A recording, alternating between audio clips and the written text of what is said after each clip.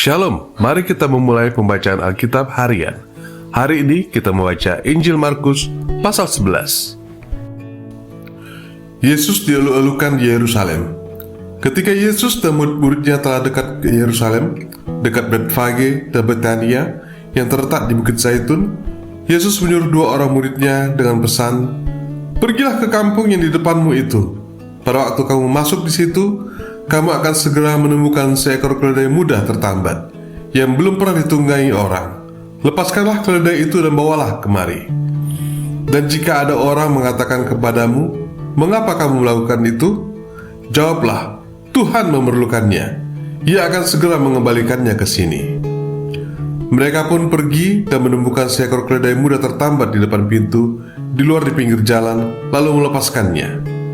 Dan beberapa orang yang ada di situ berkata kepada mereka, 'Apa maksudmu kamu melepaskan keledai itu?' Lalu mereka menjawab seperti yang sudah dikatakan Yesus. Maka orang-orang itu membiarkan mereka.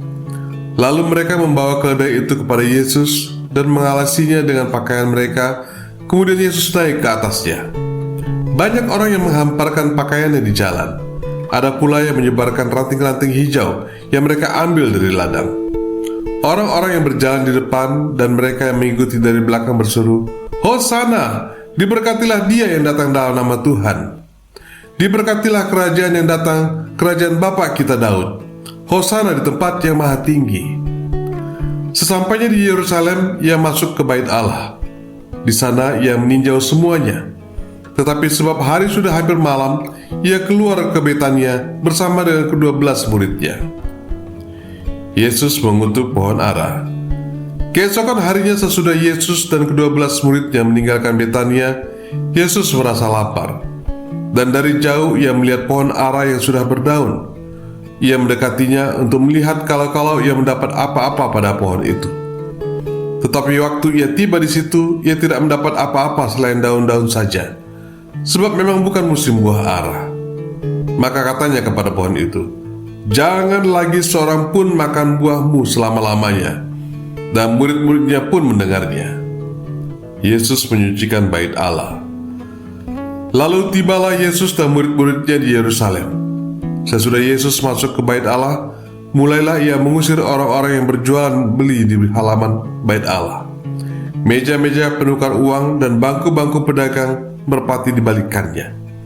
Dan ia tidak memperbolehkan orang membawa barang-barang melintasi halaman bait Allah. Lalu ia mengajar mereka, katanya, "Bukankah ada tertulis, 'Rumahku akan disebut rumah doa bagi segala bangsa'? Tetapi kamu ini telah menjadikannya sarang penyamun." Imam-imam kepala dan ahli-ahli Taurat mendengar tentang peristiwa itu, dan mereka berusaha untuk membinasakan dia sebab mereka takut kepadanya. Melihat seluruh orang banyak takjub akan pengajarannya. Menjelang malam, mereka keluar lagi dari kota. Pohon ara yang sudah kering nasihat Yesus tentang doa. Pagi-pagi ketika Yesus dan murid-muridnya lewat, mereka melihat pohon ara tadi sudah kering sampai ke akar-akarnya. Maka teringatlah Petrus akan apa yang telah terjadi.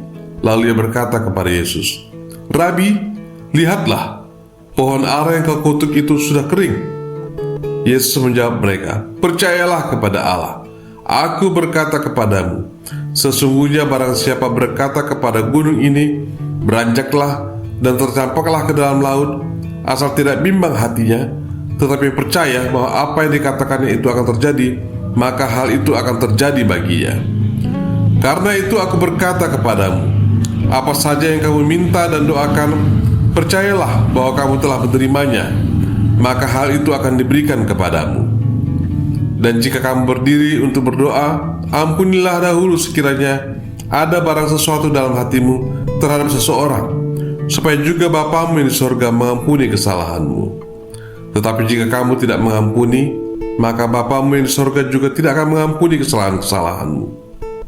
Pertanyaan mengenai kuasa Yesus. Lalu Yesus dan murid-muridnya tiba pula di Yerusalem.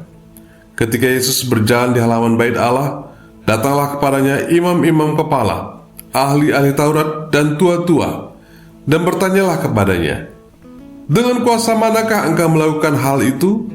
Siapakah yang memberikan kuasa itu kepadamu, sehingga engkau melakukan hal-hal itu?" Jawab Yesus kepada mereka, "Aku akan mengajukan satu pertanyaan kepadamu. Berikanlah aku jawabannya, maka aku akan mengatakan kepadamu dengan kuasa manakah aku melakukan hal-hal itu.